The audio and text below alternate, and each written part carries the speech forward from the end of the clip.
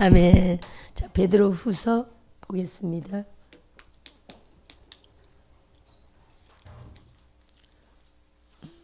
베드로후서 2장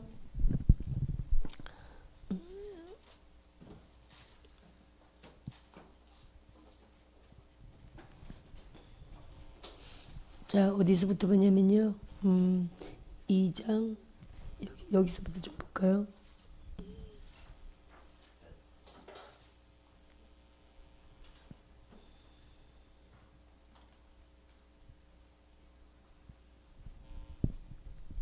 자, 12절부터 한번 볼까요? 12절부터. 지난번 16절까지 읽었거든요. 12절부터 다시 한번 읽어봅니다. 2장 12절 베드로후서 시작. 그러나 이 사람들은 본래 잡혀 죽기 위하여 난 이성 없는 짐승 같아서 그 알지 못하는 것을 비방하고 그들의 멸망 가운데서 멸망을 당하며 불의의 값으로 불의를 당하며 낮에 즐기고 노는 것을 기쁘게 여기는 자들이니 점과 흠이라. 너희와 함께 연애할 때 그들의 속임수로 즐기고 놀며 음심이 가득한 눈을 가지고 범죄하기를 그치지 아니하고 굳세지 못한 영혼들을 유혹하며 탐욕에 연단된 마음을 가진 자들이니 저주의 자식이라. 그들이 바른 길을 떠나 미혹되어 벌의 아들 발람의 길을 따르는도다. 그는 불의의 삭을 사랑하다가 자기의 불법으로 말미암아 책망을 받되 말하지 못하는 나귀가 사람의 소리로 말하여 이 선지자의 미친 행동을 저지하였느니라. 이렇게 여기까지 읽었죠. 자, 부올의 아들 발람에 대한 얘기를 좀 해보려고 합니다. 민수기서로 한번 돌아가 볼까요? 민수기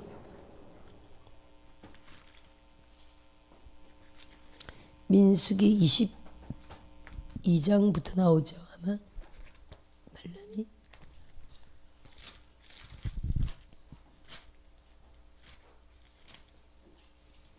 민수기 22장부터 나옵니다.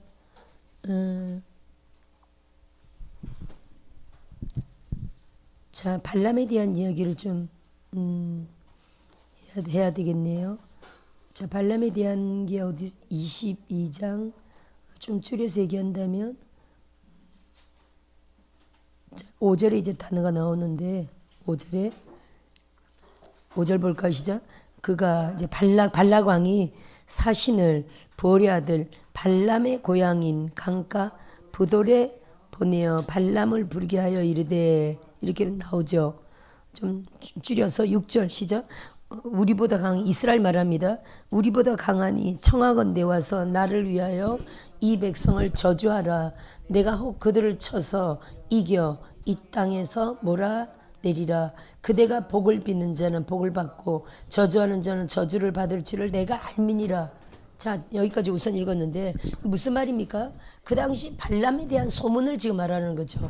발람에 대한 사람들의 인지도가 발람이 저주를 하면 저주받고 발람이 복을 빌면 복을 받았다는 거예요.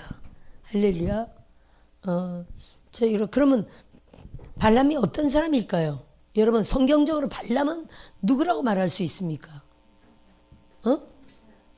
선지자로 기록되어 있었죠. 그죠? 성경을 좀 볼 필요가 있습니다, 여러분. 여러 군데 나오는데, 자, 보세요. 발람에 대해 좀 잘 알아야 됩니다. 우선 발람이란 단어가 무슨 뜻이냐면요. 히브리어로 이게 발암이란 뜻이에요. 바람. 따라합시다. 발암. 히브리어로는 발암인데 이게 무슨 뜻이냐면 탐욕적이란 뜻을 갖고 있어요. 개걸스럽게 먹어치우는 사람, 이런 뜻을 갖고 있어요. 이 사람이 이 당시에 요 메소포타미아 지방이거든요. 여기서 이름난 예언자였어요. 근데 여러분, 예언자라고 한다고 우리가 다 선지자다 이렇게 말할 수는 없는 거예요. 무당들도 예언자가 있죠. 그럼 무당들을 선지자라고 합니까? 선지자는 어디서 쓰는 용어입니까? 그렇죠. 우리가 사도 선지자. 예언자라는 단어는요, 성경에도 있지만 무당들도 갖고 가서 예언자라는 단어를 쓰잖아요. 이 사람은 그 당시 거기서 이름난 예언자였어요. 근데 우리가 이 사람을 선지자로 알고 있는데 그거는 선지자라는 단어가 성경에 나오기 때문이에요. 어디냐면은 보세요. 좀 이따 보고. 자, 이 사람은 예언자고 또 이방 사람이죠. 이방 사람입니다. 이스라엘 사람은 아닙니다. 그러니까 이방 사람이죠. 그 당시 요 메소포타미아에 많이 있던 선견자적인, 즉 예언적인 제사장들 가운데 한 사람이에요. 그렇다고 여러분 제사장 한다고 우리가 무조건 지금 말한다면 목사 같은 제사장들만 있는 건 아니죠. 이방 사람들도 제사장 엄청 있었습니다. 그래서 미디안 광야로 모세가 도망갔을 때 이미 이드로가 그 미디안 제사장이었잖아요.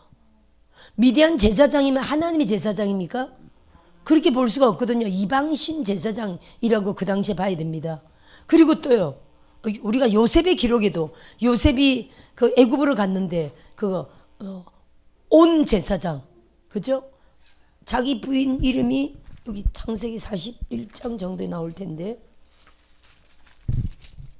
보디베라죠. 제사장 이름이 온의 제사장 보디베라. 그럼 이 제사장이 하나님 제사장입니까? 아니거든요. 이방신 제사장이거든요. 그 아스낫을 부인으로 삼았잖아요. 그렇죠? 그 요셉의 부인은 이방신을 섬기는 제사장 딸이었습니다. 완전 전도했네요. 요셉이 하나님의 사람 만들었지 않겠습니까? 거기까지 좀 힘든 여정이 있었겠죠. 요셉이 또 하여튼 그런 어떤 자세히 나오지 않지만 그런 단련이 있었다고 우선 좀 볼 수가 있겠네요. 자 보세요. 그러면 우리가 이 발람을 그 당시에 예언자이면서 제사장이었거든요. 예언자이면서 제사장인데 이 사람을 하나님의 사람이다 이렇게 보면 안 된다는 거예요. 이해되십니까? 하나님의 사람을 보면 안 됩니다. 다시 볼게요. 성경적으로 이제 이 부분 때문에 많이 그러는데 베드로후서 2장 15절 한번 볼까요? 베드로후서 2장 15절. 그래서 어떤 한 구절만 보면 안 되고 그 사람에 대해서 말한 전체적인 성경을 다 보아야 돼요. 베드로후서 지금 아까 우리가 지금 봤지만 베드로후서 우리가 2장 아까 조금 전에 보세요. 뭐라고 했냐면은 아까 여기 15절 한번 볼까요? 15, 16절 아까 우리 읽은 부분인데 그들이 바른 길을 떠나 미혹되어 버려야 될 발람의 길을 따르는도다. 그는 불의의 삭슬 사랑하다가 자기의 불법으로 말미암아 책망을 받되 말하지 못하는 나귀가 사람의 소리로 말하여 이 선지자의 미친 행동을 저지하였느니라. 이렇게 여기 선지자라고 돼 있죠. 선지자라고 되어 있기 때문에 우리가 그냥 단순히 하나님의 사람, 하나님과 교통하던 선지자였구나 이렇게만 여기면 안 된다는 거예요. 다시 어디를 보냐면 민수기, 지금 민수기 아까 폈죠. 민수기 다시 돌아가서 24장을 보세요.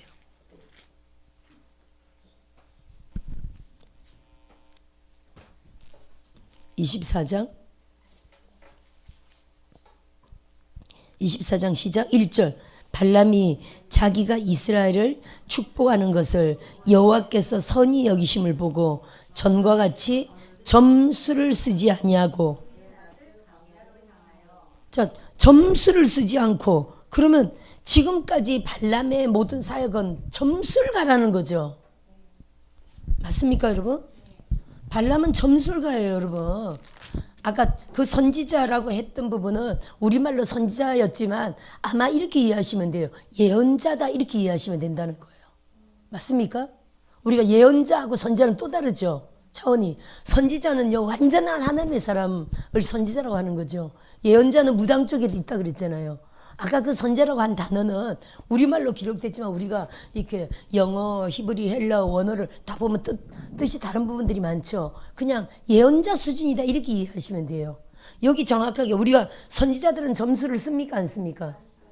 하나님의 교회 종들은 점수를 씁니까 안 씁니까?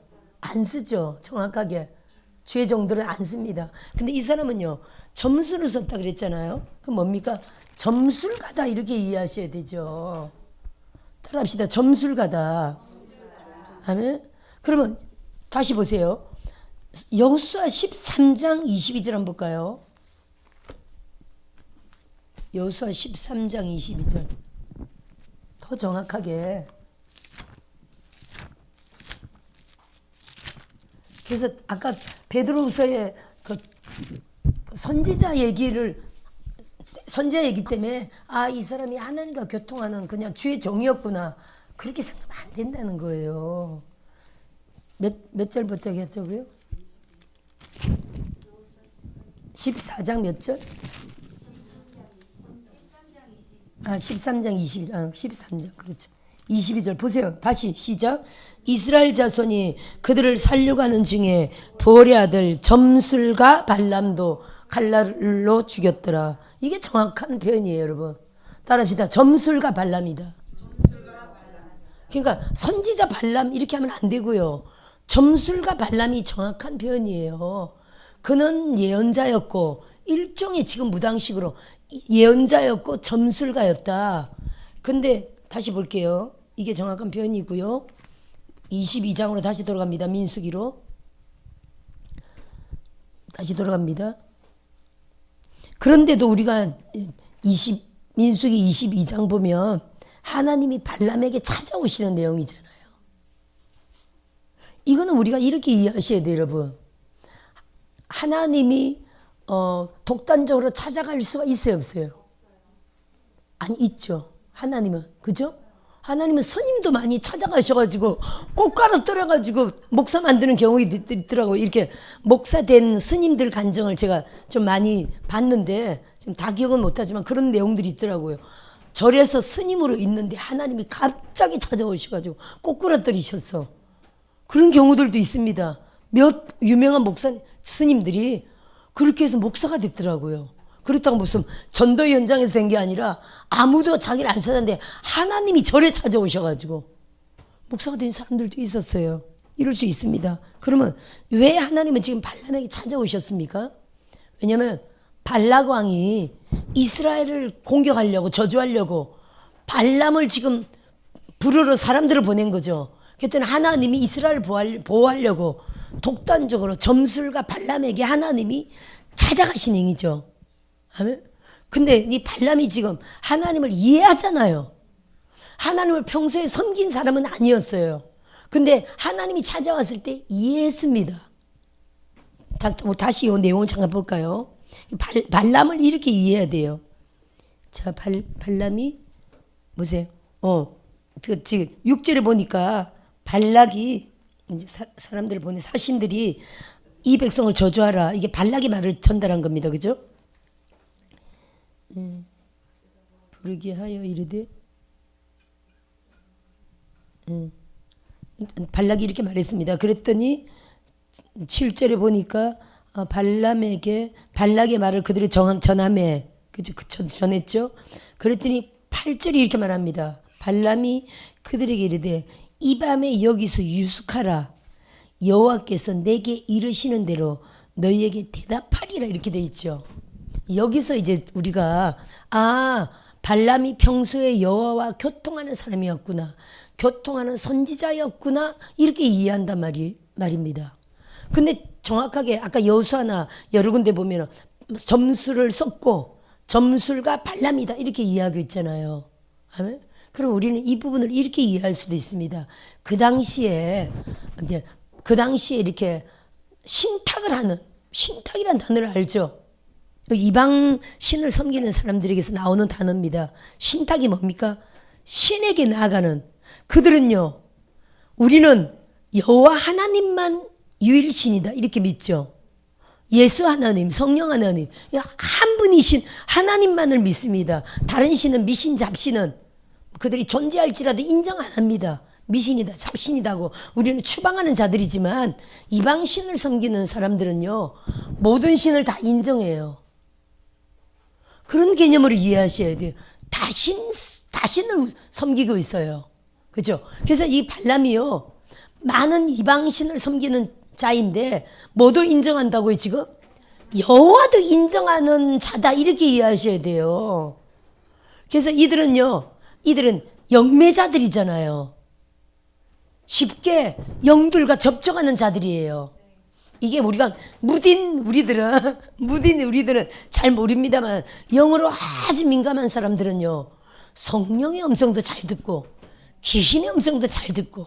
이해합니까? 이거를? 이해하죠?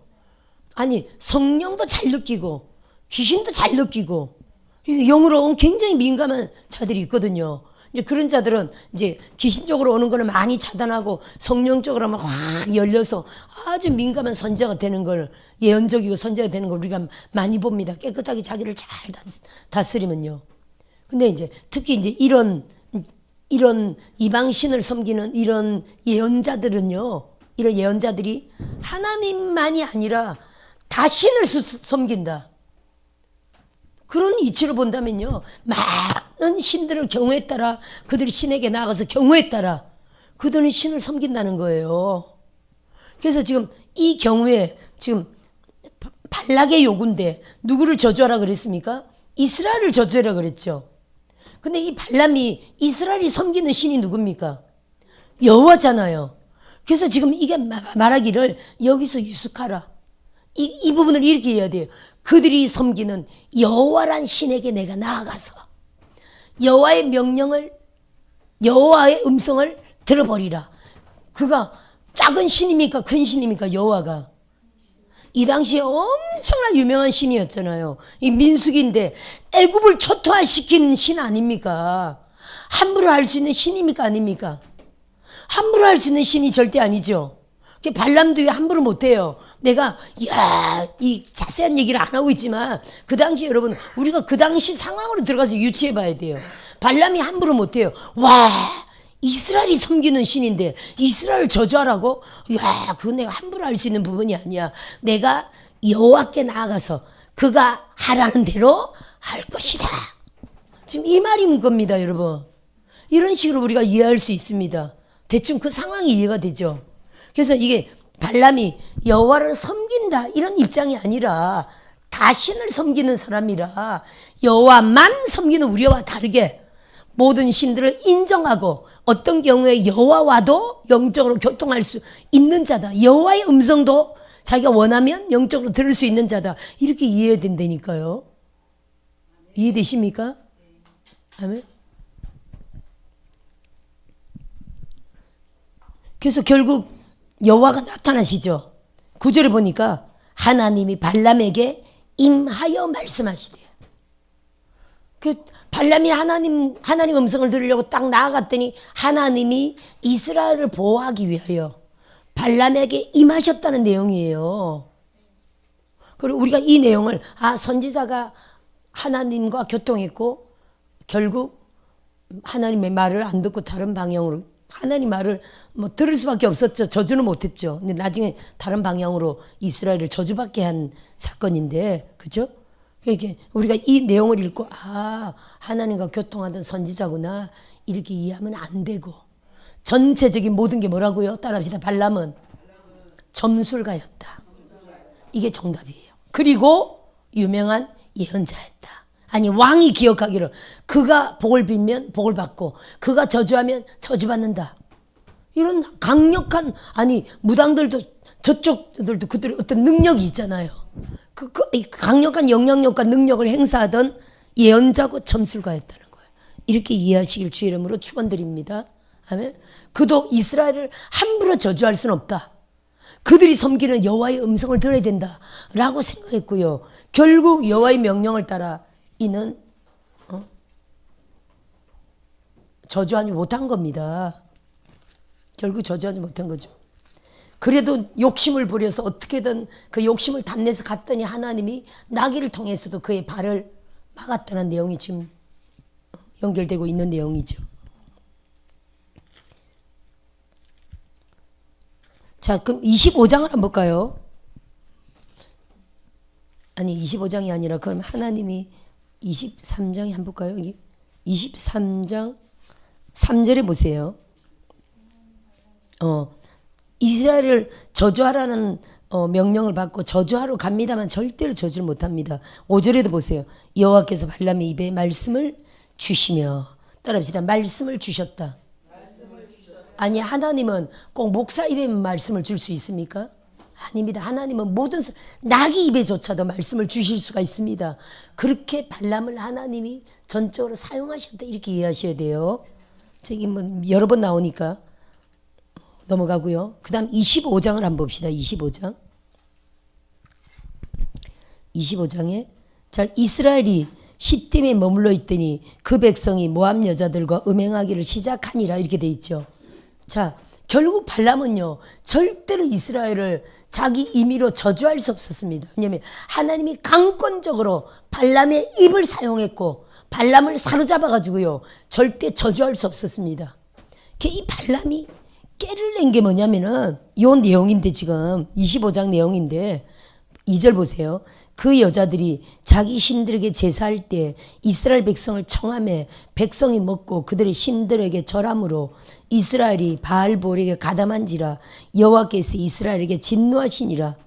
여호와께서 백성에게 이르시되 백성의 수령을 잡아 태양을 향하여 여호와 앞에 목매어 달라. 그리하면 여호와의 진노가 이스라엘에게서 떠나니라.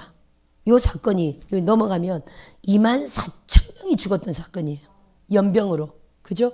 그리고 비느하스에 의하여 이 고스비라는 여인과 함께 또 시몬 지파, 시므리 이 두 남녀가 껴안고 있는 음행 장면을 보고 비느하스가 창을 던져서 두 사람을 꼬치 깨듯이 꿰어서 죽였던 사건이죠. 그래서 하나님 마음을 시원케 했고 하나님이 24,000명 죽었던 이 연병 사건을 그쳤던 놀라운 사건이었죠. 근데 이 내용에 대해서 정확하게 여러분 말하고 있는데 보세요. 어디서 말하고 있냐면은 계시록에서 말하고 있죠. 계시록에서 다시 볼까요? 계시록 2장을 한번 볼까요? 여러 군데 나오는데 계시록 2장 14절 한번 볼까요?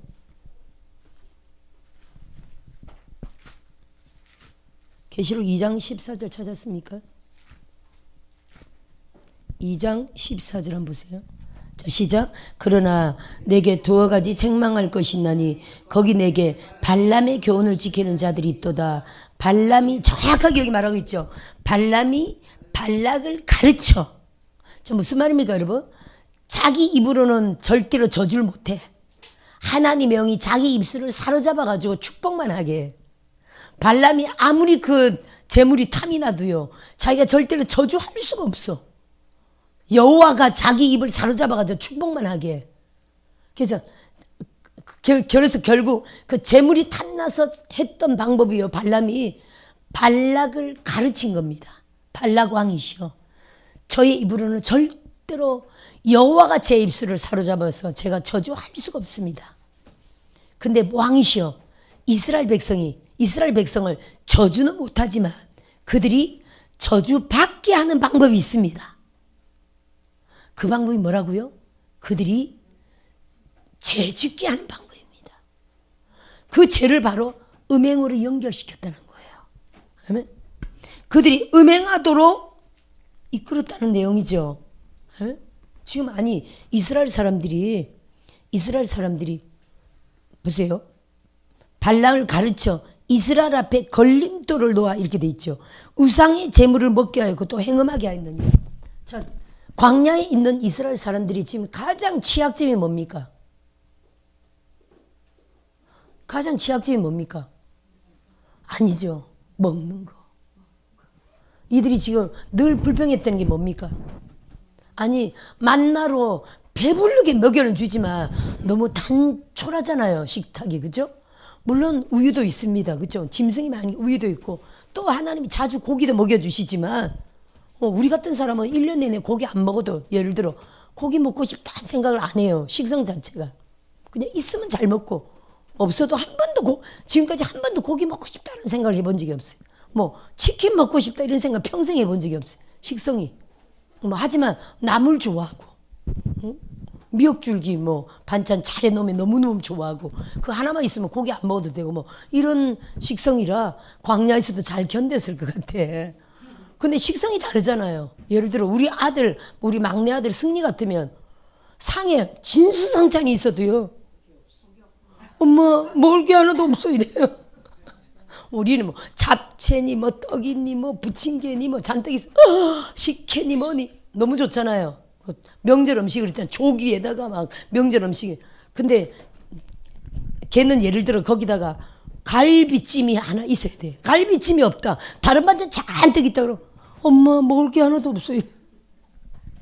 예를 들어 이런 사람들, 식성이 이런 사람들, 남자아이들 막 어릴 때부터 그랬어요. 예를 들어 이스라엘에도 그 불평하는 무리들이 예를 들어 막 고기를 밝힌다. 그러면 만나는 고기는 아닙니다. 그죠? 그것도 그 광야니까 허벌판에 풀 같은 것도 있을 거고 풀 뜯어가지고 뭐 토끼가 먹는 건 다 먹는 거래. 그죠? 우리나라 사람들은 풀 뜯어가지고 나물도 있을 거고 그죠? 또 뭐 무슨 지엄나무 열매도 있을 거고 그 광야니까. 광야가 완전히 사막이라고 생각하면 안 되고요. 광야가 그냥 낮은 야산들도 있고 나무가 간혹 있고 이렇게 풀들도 간혹 있고 이런 게 광야입니다. 좀 거칠은 황량한 들판 이렇게 이해하시면 돼요. 이해되시죠? 그런 데를 지금 사는 거예요. 아 그러니까 그 많은 목축들, 그 많은 짐승들 데리고 있죠. 광야가 사막이면 어떻게 짐승을 데리고 있겠어요? 사람도 못 사는데 짐승이 어떻게 있겠어요? 근데 사람보다 짐승이 훨씬 많았다고 볼 수 있겠죠. 목축업자들인데 다 데리고 나왔잖아요. 그렇죠? 그렇다고 사람보다 짐승이 다 많다고 그들을 계속 끼니마다 자가만 먹으면 됩니까? 가축은 재산인데 안 되죠. 그러니까 아무리 목축업자를 해도 그거 재산이라 막 마음대로 먹을 수는 없는 거예요. 우유를 만들어내는 재산이고 또 경우에 따라 그걸 서로 팔아가지고 물물 교환을 하기도 하고 그렇죠? 여러분 생각해 보세요. 200만 넘는 300만 정도 되는 사람들이 광야에 있는데 그 주변으로 장사치들이 다니겠어요? 안 다니겠어요? 장사치들이 다닐까요? 안 다닐까요? 다니죠 여러분. 다니면서 뭣도 팔겠어요? 소금도 팔고 그렇죠 여러분? 애들이 있는데 과자도 팔고 경우에 따라 고춧가루도 팔고 예를 들어 지금 말한다면 깨소금도 팔고 이들은 농사는 안 짓잖아요. 지금 광야 40년 동안 농사는 안 지으니까 농사를 통해서 공급받아야 될 모든 것들을 다 팔죠. 경우에 따라 옷도 팔 거야 안 팔까? 신발도 팔고요. 부자들도 있는데 그렇죠? 필요한 것들을 다 이들 따라다니면서 아니 40년 광야 생활하는 이들 그 주변에서 얼쩡거리면서 장사만 해도 잘 되겠네. 그렇죠? 그러면 뭐하고 바꿔야 됩니까? 이들은 경우에 따라 가죽이고 경우에 따라 가축. 농사는 안 지니까 가축으로 이렇게 가축이 농사죠. 가축 농사면서 이렇게 바꿔 먹는다고 이렇게 이해하셔야 돼요. 만남만으로는 아니니까 하지만 뭐가 고픕니까? 수박도 먹고 싶고 그렇죠? 수박을 맨날 사 먹을 수는 없잖아요. 수박도 먹고 싶고 참외도 먹고 싶고 얼마나 그런 게 먹고 싶었겠어요. 하여튼 이 음식이 이들의 반찬은 상은 단촐한데 지금 어디서 유혹을 하는 건가 합니까? 모함 여자들이 우상의 제물을 차려놓고 유혹하잖아요. 아니 우상의 제물로 차려놓고 오빠 거기 맛있는 거 너무 많아. 고기도 있어, 치킨도 있어, 양념갈비도 있어, 그래서 떡도 있어, 식혜도 있어. 얼마나 음식 자랑 눈이 번쩍 들 거 아니에요. 할렐루야. 남자고 여자가 아마 하면 다 몰려갔을 거예요. 특히 어느 사람들이 왕창 몰려갔다고요? 아까 그 민수기 25장에 어느 사람들이 왕창 몰려갔을까요? 시몬 지파죠 여러분. 시몬 지파죠. 여러분 이렇게 이해해 보세요. 아니 200~300만 명이 그 광야에 쫙 깔려서 지금 진을 치고 있는데 이 모함 여인들이 200~300만 명 전체 돌아다니면서 이게 그들이 포교 활동 좀 아니 우리 잔치에 오라고 지금 초청하는 건데 다 다니면서 잔치 오라고 초청하기가 쉬워요 어려워요? 여러분 10,000명만 텐트를 치고 있어도요 그럼 다 못 다녀요. 근데 200~300만 명이 텐트를 쫙 광야에 치고 있다 못 다니죠. 그냥 한쪽 끝에만 와서 오빠 우리 잔치 한번 와봐 하고 막 초청했다는 거예요. 근데 거기가 어디였다고요? 거기가 시몬 지파였어요 여러분. 시몬 지파만도 몇 명이에요? 시몬 지파만도 남자만 수만 명이잖아요. 요때가 광야 40년째잖아요. 지금 25장이면 광야 40년째인데 그때만 해도 시몬 지파가 원래 59,300명. 광야 처음 들어갈 때 인구 조사할 때 약 6만 명이었다는 거예요. 근데요, 요 사건 이후로 26장에 딱 숫자를 쟀을 때 22,200만 명. 아니 22,200명. 즉 40년 동안 37,100명이 줄어버렸어요. 아니 다른 지파는 안 그래요. 요 지파만 37,100명이 줄어버렸어요. 그러면 여기 24,000명 죽었다고 했는데 연병으로 누가 다 죽었다고 봐야 됩니까? 시몬 지파. 여러분 생각해 보니까 한쪽 귀퉁이 오빠 우리 잔재 와 쳐지겠는데 이 사람들이 그러면 유다 지파까지 가가지고 막 가자고 했겠어요? 이렇게 자기네 지파만 해도 남자만 6만 명인데 그러면 가족들 다 하면요, 자기 가족들 다 하면 20만 명 넘는다고 봐야 되겠죠. 그렇지 않겠습니까 여러분? 그러면 다른 지파까지는 갈 수 있다 없다? 아니 거리상으로 못 가죠. 거리상으로. 맞지 않습니까 여러분? 자기네 안 했으면 여보 김서봐 이서봐 와 야 천서봐 이리 와봐 저기 잔치한대 잔치 막 데리고 가서 잔치하다가 하나님 앞에 징계받고 죽은 남자들만 24,100명이라는 거예요. 이해되시죠? 여기 누굽니까? 지도자 이 시므리가 누구라고요? 14절 보니까 민수기 25장 14절 보니까 시몬인의 조상의 가문 중 한 지도자이며, 지도자가 갔으니까 그 밑에 사람들을 잘도 따라갔겠네. 그렇잖아요. 왕창 쫓아가지고 맛있는 거 막 먹고 혼이 빠져가지고 여기는 우리 여호와 섬기는 제사하고 다르다. 와 홀려가지고 음행까지 해버린 거 아닙니까? 죄가 아니라 거기는 제사의 한 순서가 음행이죠. 남자는 여자, 여자는 남자. 할렐루야. 그래서 남창이 있고 여창이 있잖아요. 사제들, 여사제, 남사제들이 있잖아요. 그래서 거기까지 우상의 재물을 먹고 음행까지 해버린 겁니다. 막 배부르고 고기 먹고 잔뜩 취하고 했더니 뭐까지 연결됐다고요? 음행까지 연결돼 버린 거예요. 그래서 24,000명이 죽었다는 내용이죠. 할렐루야. 그러니까 이 12지파 숫자를 쫙 보면요,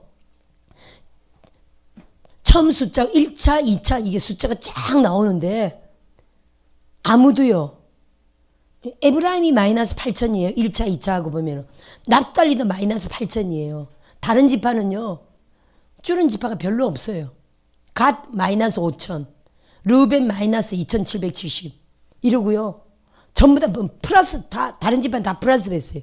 근데 시몬만 마이너스 37,100. 12지파 중에 유일하게 저주를 엄청 받았다는 거예요. 이거는 물론 야곱이 창세기 49장에 저주받으리로다. 이게 결국 이렇게 다 이루어진 내용으로 보면 되고요. 물론 레이도 저주를 받았지만 레이는 하나님 앞에 죽자 사자 충성해서 다시 종으로 회복한 내용을 우리는 알죠. 근데 시몬은요, 그대로 저주를 받았어요. 40년째 이 모압 사건을 인하여, 바알볼 사건을 인하여 이렇게 24,000명 한꺼번에 죽어가지고 22,200명밖에 안 남았다니까요.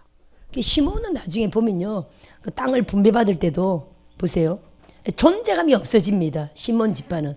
여기 민수기시에 이 큰 죄를 지어서 남은 사람들이 이제 들어가죠. 여호수아서로 들어갑니다. 그죠? 가나안 땅으로 들어갑니다. 땅을 분배받을 때요, 다른 지파들은 다 이렇게 분리가 돼 있어요. 이해되시죠 여러분? 다 이렇게 분리가 돼 있어요. 시몬 지파는요, 땅이 어떻게 됐냐면요, 유다 지파 안에 들어가 있어요. 존재감이 없어져 버린 거예요. 유다 지파 같기도 해요. 시몬 지파는. 시몬이란 지파만 따로 이렇게 살긴 하지만 전체 유다 지파 그 안에 들어가 있어요. 땅이 그렇게 생겼어요. 이렇게 마치 속한 것처럼 그렇게 돼버렸어요. 이 엄청난 일을 누가 행했다고요? 발락에 그렇게 가르쳐 준 거예요. 이렇게 하면 이스라엘 사람들을 저주받게 할 수 있다 라고 발락 왕을 가르쳐서 자기는 못하니까 발락 왕을 가르쳐가지고 이스라엘을 저주받게 해서 죄짓게 해서 하나님 앞에 그런 저주를 받게 한 겁니다. 근데 이 발람을 어떻게 했다고요? 여호수아가 들어가서 점술가 발람을 칼로 쳐 죽였더라. 이렇게 돼 있죠. 심은 대로 거둔 겁니다. 자, 다시 볼까요? 계시록 2장.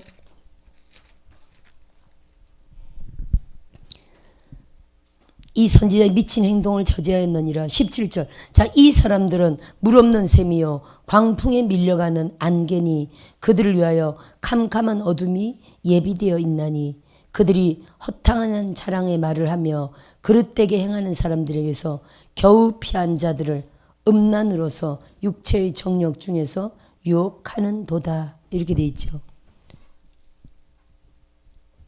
자, 우리가 유다스를 한번 찾아볼까요? 유다스 여기를 접어놓고요. 유다스가 베드로 후서, 요한 1서 다음에 요한 3서 다음에 있죠. 유다서.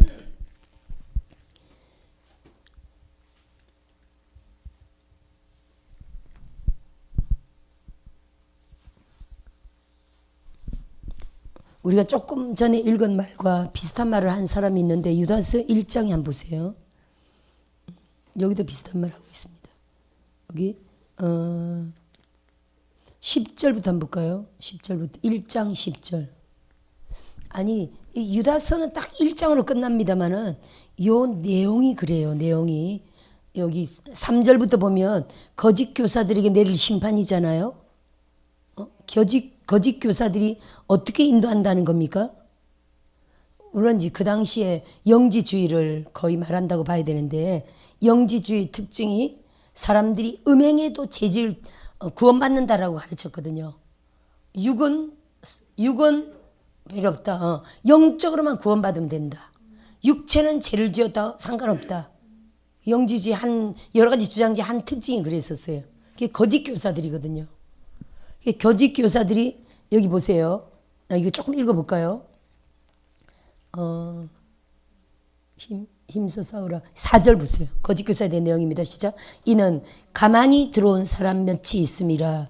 그들은 옛적부터 이 판결을 받기로 미리 기록된 자니 경건하지 아니하여 우리 하나님의 은혜를 도리어 방탕한 것으로 바꾸고 홀로 하나이신 주제 곧 우리 주 예수 그리스도를 부인하는 자니라. 하나님의 은혜를 방탕한 걸로 바꿨다 그랬죠. 좀 더 읽어봅시다. 너희가 본래 모든 사실을 알고 있으나 내가 너희로 다시 생각나게 하고자 하노라. 주께서 백성을 애굽에서 구원하여 내시고 후에 믿지 아니하는 자들을 멸하셨으며 또 자기 지위를 지키지 아니하고 자기 처소를 떠난 천사들을 큰 날의 심판까지 영원한 결박으로 흑암에 가두셨으며 여기도 또 나오네요. 자기 지위를 지키지 아니하고 천사 루시퍼와 함께 그 졸개들 말한다 그랬죠. 자기 처소를 떠난 천사들을 큰 날의 심판까지 영원한 결박으로 흑암에 가두셨다 됐죠. 여기 어디라고요? 다시? 흑암이 어디라고요? 여기는 흑암에 가두셨으면 이렇게 표현됐는데 지난번에 베드로 후서에는 흑암이라고 돼 있지 않고 이렇게 똑같은 기절인데 이렇게 돼 있어요. 여기 거기 손으로 유다스를 손으로 접어놓고요. 다시 본문 2장을 한번 가볼까요? 베드로후서 2장에 여기 이렇게 되어 있어요. 2장 4절에 하나님이 범죄한 천사들을 용서하지 아니하시고 똑같은 내용이죠. 용서하지 아니하시고 지옥에 던져 어두운 구덩이에 두어 심판 때까지 지키게 하셨으며 똑같은 기절이거든요. 따라합시다. 용서하지 않고 지옥에 던졌다. 그리고 어두운 구덩이에 두어 심판 때까지 지키게 하셨으면 그랬죠. 제가 그때 이거를 지옥에 던졌다. 그러면 사탄 루시퍼가 지금 불과 유황못에 들어가 있냐? 아니죠. 이 지옥이라고 표현했지만 우리말로 지옥에 표현했지만 사실 여기가 어디라고요? 지금 여기 이 땅이죠. 그죠? 지옥이라 그러면 음부라고 사실은 표현해야 됩니다. 음부도 작은 지옥이라 그랬죠. 여기 불과 유황못 지옥이라고 생각하면 안 되고 음부는 지금 어디에 있습니까? 이 지구 안에 있잖아요. 맞습니까? 음부가 어디에 있습니까? 아니 죽으면 바로 음부 들어가잖아요. 죽으면 바로 낙원 들어가잖아요. 할렐루야. 그리고요, 결국 음부는 나중에 계시록 20장에 보면 음부를 불과 유황물에서 던졌다 이렇게 표현하죠. 20장 14절에 아마 20장 14절일 겁니다. 거기에 20장 14절에 사망과 음부도 불못에 던져지니, 그러니까 작은 지옥인 음부를 지금 이 지구에서 바로 죽으면 바로 가는 음부, 죽으면 바로 가는 아브라함의 품 낙원이죠. 거기에 대해서 지금 음부를 불못에, 유황불못, 우리가 흔히 말하는 지옥, 큰 지옥이죠. 음부를 불못에 던져지니 이렇게 표현했거든요.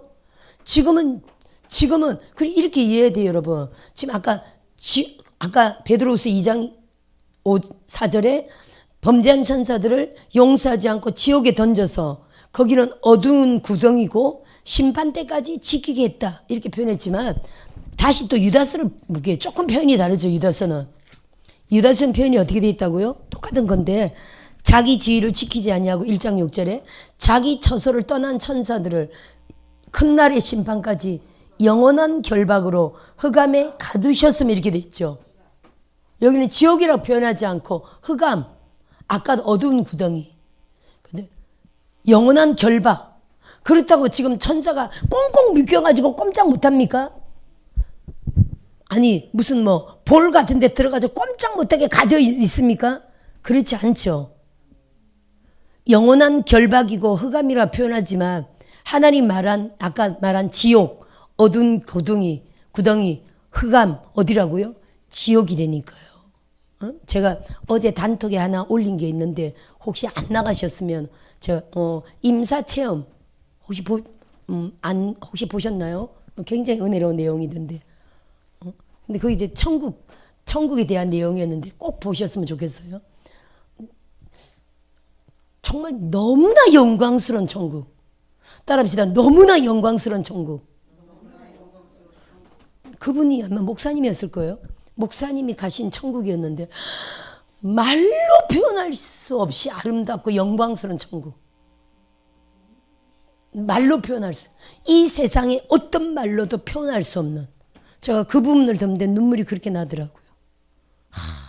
저 어제 하나님 제게 맡겨주신 알파 오메가의 모든 영혼들, 우리 교인 신학생들, 은혜자들, 알파 오메가의 발을 딛는 모든 이들이 제게 맡겨주신 영혼이라고 볼 때, 그죠? 하나님 제게 맡겨주신 모든 영혼들이 한 사람도 빠짐없이 다 천국 가게 해주세요.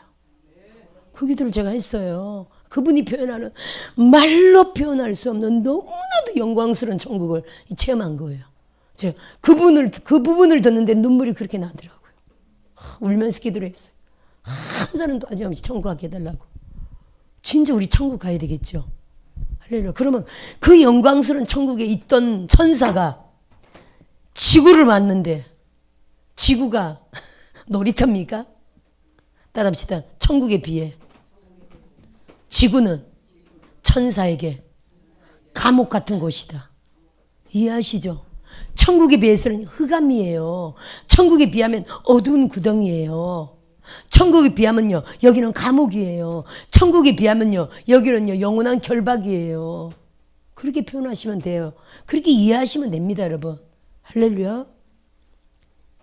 이 지구를 떠나지 못하고, 천사는요, 지구를 떠나지 못하고 하나님의 때까지 이 안에서 고통받다가 나중에는 더 고통받는 불과 영무스러운 심판 때까지 여기서 그냥 결박당해 있는 거죠. 아멘. 결박당했다고 꼼짝 못한 이런 존재가 아니라 이 지구를 떠나지 못하는 존재라는 거예요. 또 보세요. 지금 이거 유다서 계속 읽어볼게요. 유다서가 말하는 내용이 뭐에 대해서 말하는 내용이냐면요. 유다서가 말하는 게 음행에 대해서 말하는 겁니다. 아까 영지주의도 거짓 교사들이 하나님의 은혜를 방탕한 것으로 바꿨다 그랬잖아요. 7절 보세요. 소돔과 고모라와 그 이웃 도시들도 그들과 같은 행동으로 음란하며 다른 육체를 따라가다가 영원한 불의 형벌을 받음으로 거울이 되었느니라. 이 음행에 대한 말이죠. 8절. 그러한데 꿈꾸는 이 사람들도 그와 같이 육체를 더럽히며 권위를 업신여기며 영광을 비방하는도다. 9절. 10절 이 사람들은 무엇이든지 그 알지 못하는 것을 비방하는도다. 또 그들은 이성 없는 짐승같이 본능을 아는 그것으로 멸망하느니라. 음행에 대한 내용이거든요. 좀 더 읽어봅시다. 화 있을 진저 이 사람들이여 가인의 길에 행하였으며 삭스를 위하여 발람의 어그러진 길로 몰려갔으며 고라의 폐역을 따라 멸망을 받았도다. 음행이죠. 그들은 기탄 없이 너희와 함께 먹으니 너희의 애찬이 암초요 자기 몸만 기르는 목자요 바람에 불려가는 물 없는 구름이요 죽고 또 죽어 뿌리까지 뽑힌 열매 없는 가을 나무요. 아까 베드로후서와 비슷한 말 하네요. 아까 거기도 이 사람들은 물 없는 샘이요 광풍에 밀려가는 안개니 그들을 위하여 캄캄한 어둠이 예비되어 있나니 이렇게 말했죠. 육체의 정욕에 대한 내용을 지금 얘기하고 있었습니다. 자, 13절 한번 볼까요?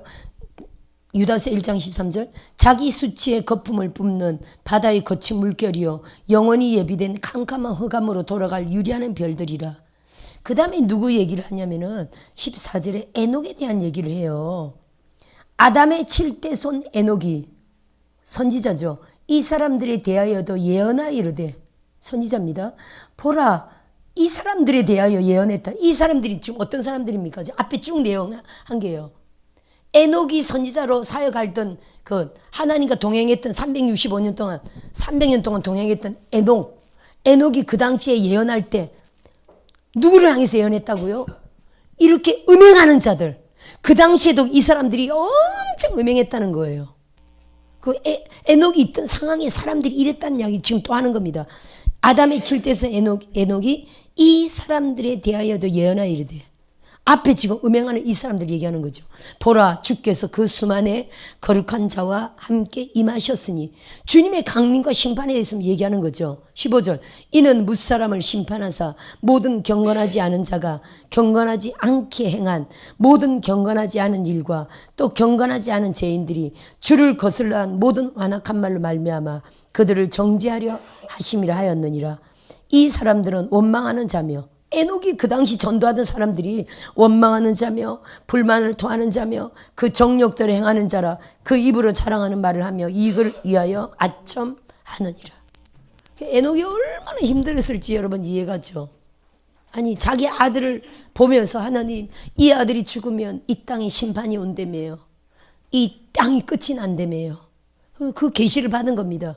그런데 그 당시 사람들이 어땠다고요? 이랬다는 거예요.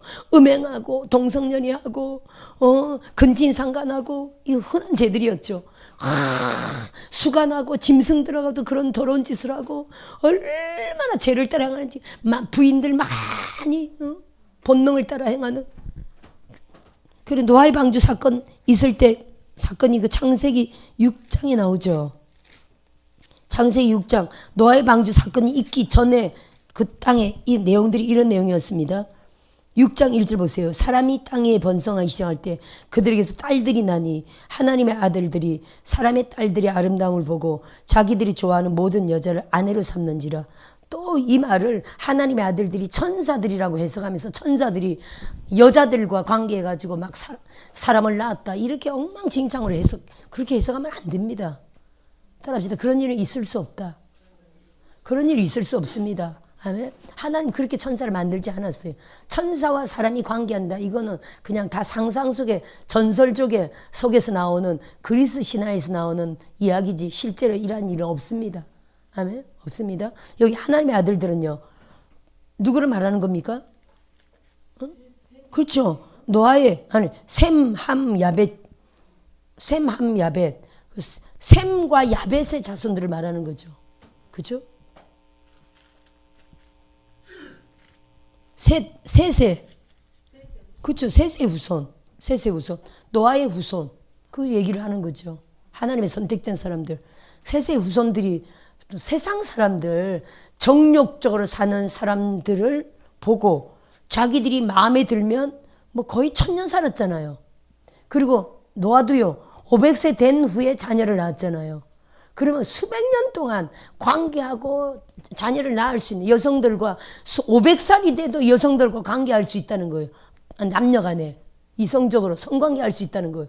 그러니까 평생에 이들이 눈만 맞으면 자기 부인 좀 질린다. 마음에 들면 아내를 삼고 마음에 들면 아내를 삼고 마음에 들면 아내를 삼고 아내가 4명이고 5이고 6이고 10이고 마음에 들면 다 아내로 삼았다는 거예요. 그럼 자식들이 얼마나 번성했겠어요, 여러분. 요 당시 인구가 우리가 노아 방주 사건 때 인구가 한 10억 명 된다 이 정도로 대부분 추정하는데 어떤 사람들은 60억 됐을 거다 이렇게 말하는 사람도 있더라고요. 뭐 그건 절대 아니다라고 말할 수는 없는 거예요. 아니 500살 때도 성관계를 통해서 자식을 낳았다 그러면 그죠? 왜냐하면 아담 이후 노아 방주까지 약 1000년이 흘렀거든요. 1000년 동안 사람들이 계속 낳고 계속 했다 보세요. 꼭 10억이라고 단정 지을 수도 없는 거예요. 이 많은 인구들이 어디서 다 죽었다고요? 거의 아직 전 세계까지는 인구가 퍼지지 않았고 어디에? 거의 중동 요 지방에 다 밀집해서 살았다고 봐야 되겠죠. 아직 바벨탑 사건 이전이라 아직 요 중동 요 지방 전체에 막 퍼져 살았다 봐야 되겠죠.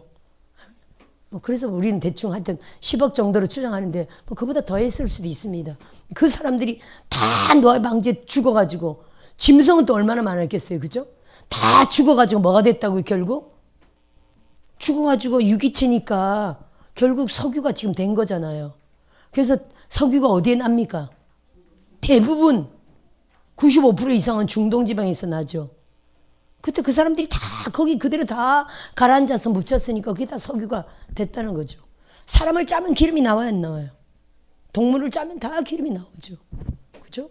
저도 염소 기름도 먹어봤고 소기름도 먹어봤고 우리 돼지 기름도 먹어보고 오이리 기름도 먹어봤고 기름은 안 드시기 주의를 축원드립니다. 오리 기름 좋다고 또 오리 기름 먹대 사람들은. 오리 기름이 뭐가 아니에요. 성경을 따르세요. 따라합시다. 오리 기름도 먹지 않는다. 모든 기름을 먹지를 마세요. 식물성 아니고는. 동물성 기름은 절대 안 먹는 게 좋습니다. 세상 과학을 따르지 말고 하나님 말씀을 따라야 합니다. 아멘. 모든 기름은 하나님의 것입니다. 안 먹는 게 좋습니다. 자, 그래서 여기 보세요. 여기 내용이 뭡니까? 일부 일처로 하나님 만드셨는데 많은 여자들을 부인 삼던 이 얘기를 지금 하는 거잖아요. 성적 타락이죠. 그래서 어떻게 됐다고요? 여기 3절 보세요. 여호와께서 이르시되 나의 영이 영원히 사람과 함께하지 아니하리니 이는 그들이 육신이 됨이라. 그래서 그들의 날은 120년으로 수명을 단축시킨다는 내용이거든요. 그들이 몸이 육신이 됨이라. 이게 이 육신이 된다 이런 뜻이 아니에요. 이게 히브리어로는 빠사르예요. 빠사르. 빠사르는 이 몸을 말하는 게 아니에요. 고기 덩어리. 빠사르는. 이들이 정욕적으로 행하는 본능적으로 행하는 동물 같은 고기 덩어리가 됐다 이런 뜻을 얘기하는 거예요. 그래서 하나님이 1000년 동안 살게 하면 안 되겠다. 500살 600살도 막 성관계 할 수 있잖아요.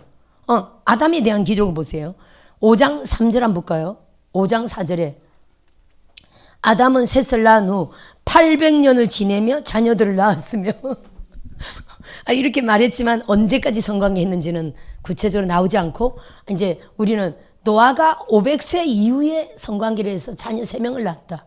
그러면 600살에도 성관계 했다 안 했다 이건 확정되지 않는 얘기죠. 그죠? 왜냐면 800년을 지내며 자녀들을 낳았다는 거 보니까 얼마든지 자녀를 낳을 수도 있다 없다. 그럼요. 엄청나죠? 아니 성경이 그렇게 말하는 겁니다. 이게 신화가 아니라 실제잖아요. 그죠? 실제입니다. 그렇기 때문에 하나님이 500년이고 600년이고 이건 많이 살게 하면 안 되겠다. 수명을 단축시켜야 되겠다고 120년으로 딱 줄인 겁니다. 근데 이게 120년을 사람들이 이 인간이 수명이에요.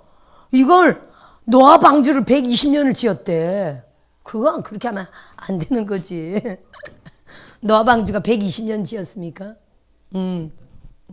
절대 120년. 이거하고 맞을게요. 식사. 그렇죠. 떡국 이쁜데요. 노아 방주 120년입니까? 절대 아닙니다, 여러분. 계산을 딱 해보면 알잖아. 봐봐요. 노아가 500세 된 후에 셈, 함, 야벳을 낳았죠?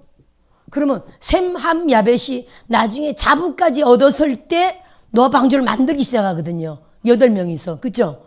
그러면 자부까지 얻었으면 셋 다 자부를 얻었다. 그러면 아무리 빨라도. 근데 이때는요, 빨리 결혼하는 때는 아니었어요, 여러분. 이해되십니까? 근데 노아가 600세 노아 황수가 나기 때문에 그럼 빨리 결혼을 시켰다 칩시다. 우리가 빨리 결혼한다면 10몇 살에 결혼할 수 있지. 그죠? 그러면 좀 그래도 너무 빠르다. 하여튼 30살이라 치고 예를 들어 20살에 결혼했다, 30살에 결혼했다 쳐도요, 셋 다 결혼했다면 노아가 530살은 됐다. 아무리 빨라도 그렇게 친다면, 아니 노아 홍수가 언제 일어난다고요? 600세. 그러면요, 아무리 빨라도 70년은 노아 방주를 만들었다. 120년이 어디서 나옵니까? 120년은 노아 방주를 만든 시간이 아니라 뭐라고요? 인간의 수명을 줄였다. 120년으로 줄였다. 지금 120살보다 넘게 사는 사람은 거의 없습니다. 그렇죠? 뭐 누구야? 뭐 미국에 지금 140살도 있고 300살도 있더래. 아니 호적에 사실은요, 죽었는데 사망 신고를 안 한 사람들이야. 그러면서 뭘 타먹고 있습니까? 연금을 계속 타먹고 있어. 지금 트럼프가 이거 박살내고 있잖아요. 아니 140살 넘는 사람들이 몇만 명이 되더래. 말 돼요 안 돼요? 실제로는 존재하지 않는 사람들. 근데 그 아마 일종의 가족들이 계속 연금을 계속 타먹고 있는 거예요. 이거 트럼프가 박살내고 있잖아요. 나라의 부패. 국민들 정직해야 돼요 안 해야 돼요? 정직해야 돼요. 할렐루야. 부정선거에도 105살이 있대요. 부정선거에도 105살. 아니 105살은 있을 수가 있죠. 없는데 그죠? 사망신고를 안 했지. 하여튼 120살까지는요 있을 수가 있어요. 120살 가끔 넘는 사람들도 있어. 왜냐하면 이게 약간 호적이 잘못됐거나 이래서 있을 수 있습니다만, 하여튼 하나님은요 120살로 수명을 단축시키셨어요. 이게 노아방주 연도가 아니고 사람의 수명 연수입니다. 아멘. 그러니까 우리가 지금 120살까지 앞으로 살 수 있어요 없어요? 과학이, 그렇죠? 과학이 점점 발달해가지고 120살까지 살 수 있는 시대가 지금 점점 열립니다. 아멘. 오래 살고 싶으시면 120살까지 희망하시고, 그래도 저는 하나님 100살까지만 딱 살래요. 천국이 너무 좋아가지고 100살까지는 충분히 일할 수 있잖아요. 이만희가 지금 95세 넘었는데 설교하잖아요. 아멘. 이만희보다 못하면 되겠어요? 따라서 100살까지는 설교할 수 있다. 할 수 있어요 없어요? 아니 100살까지 딱 주일 하다가 천국 갈래요. 아멘. 그래요. 여기까지 식사 때문에